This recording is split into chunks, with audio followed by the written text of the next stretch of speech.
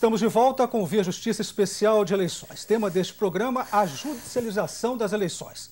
Nossos convidados, a juíza Marisa de Melo Porto, do Tribunal Regional Eleitoral de Minas Gerais, e o advogado constitucionalista José Alfredo Baracho Júnior. Documentos para votação. O Supremo derrubou a obrigatoriedade prevista na lei eleitoral de o eleitor apresentar 2 documentos para votar nas eleições. A obrigatoriedade foi incluída pelo Congresso em 2009 por meio da Lei 12.034. O eleitor deveria apresentar um documento com foto e o título eleitoral. O STF decidiu que basta a apresentação de um documento oficial com foto. Doutora Marisa, o STF praticamente desbancou o título de eleitor. Como que a senhora vê isso? Bom, na verdade, essa Lei 12.034, a intenção dela foi terminar com a fraude da identificação do eleitor. Porque a fraude da votação, da cédula de papel que a gente tinha anteriormente, terminou com a urna eletrônica. Ficou uma pequena fraude, eu te explico, que é chamada fraude das 4h30. Que era uma fraude que existia e existia exatamente por causa do comportamento humano, que eu gosto de falar, que nós 4h30 deve ser meia hora antes de terminar a votação, né, que terminava assim. Exatamente, porque os fiscais de partidos políticos, os fiscais das eleições, que têm por objetivo constatar a lisura da eleição, presenciar, eles são credenciados para acompanhar todos os processos na Justiça Eleitoral, a lacração das urnas, a votação dos eleitores. Eles desvirtuam a função deles e passam a ser, na verdade, cabos eleitorais, inclusive com um potencial de praticar um crime de boca de urna, na ansiedade da busca do voto. Porque se o fiscal cumprisse com a obrigação dele de ficar na sessão eleitoral das 8 às 5, a fraude das 4h30 certamente não existiria. Como que ela funcionava?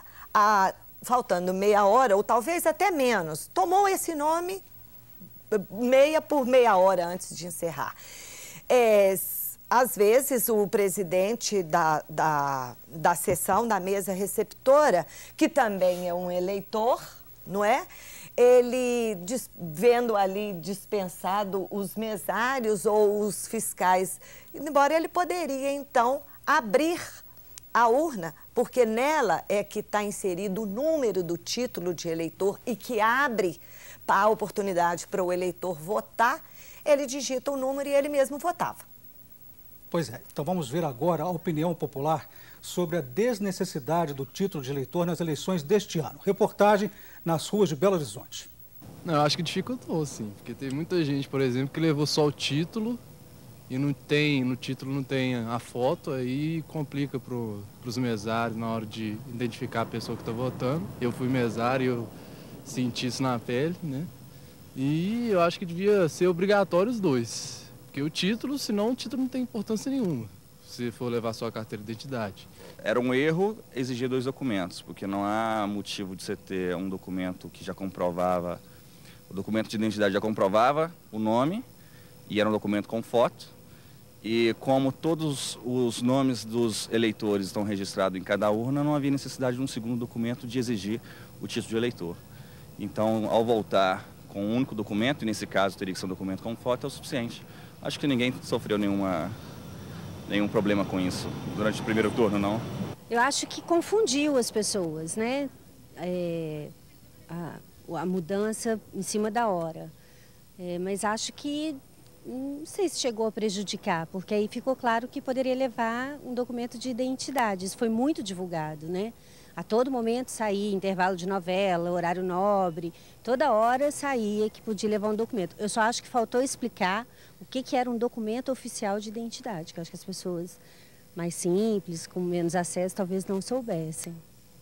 Muitos disseram que não foi fácil enfrentar fila para tirar o título e depois saber que não seria necessário.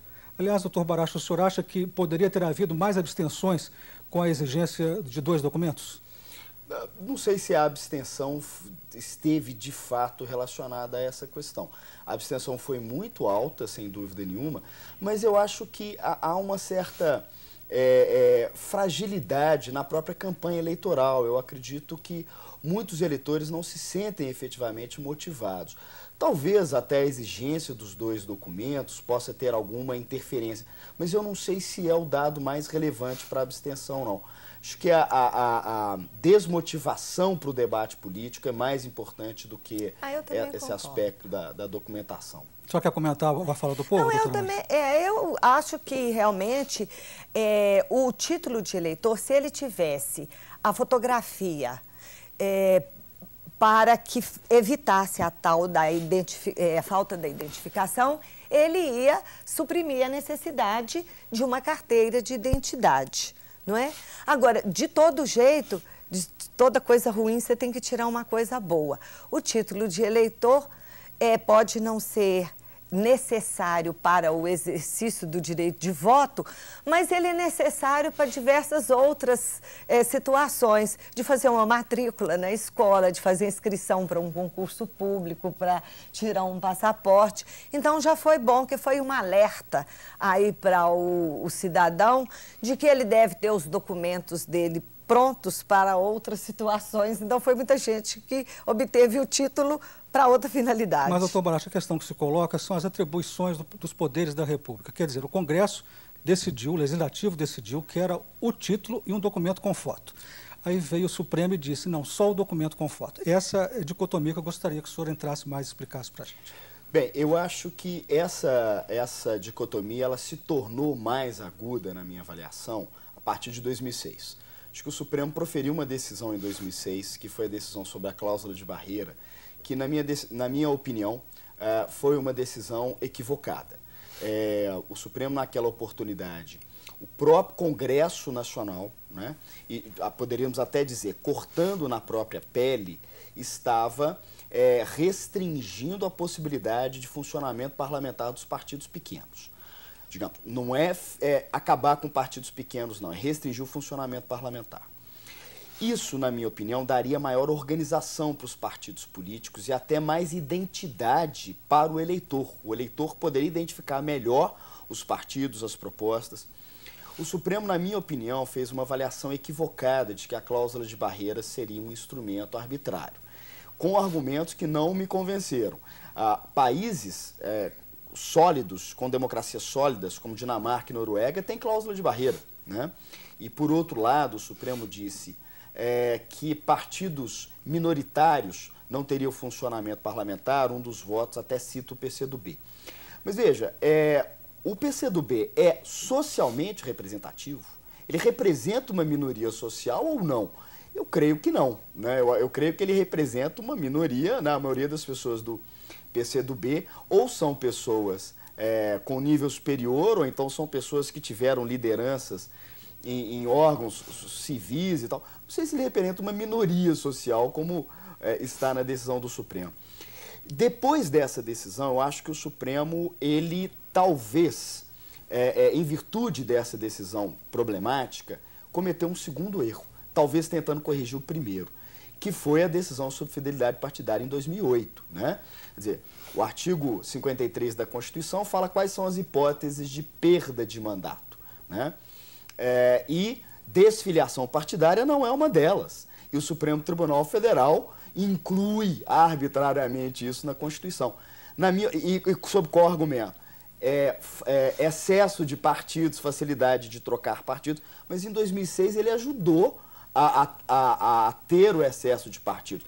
Então, acho que, às vezes, é preciso cuidado com as decisões do Legislativo, porque se você declara uma decisão, um dispositivo inconstitucional, né, isso tem efeitos colaterais, né, e tentar corrigir esses efeitos colaterais talvez só piore. Vamos para mais um intervalo e voltamos em seguida com o bloco final do programa.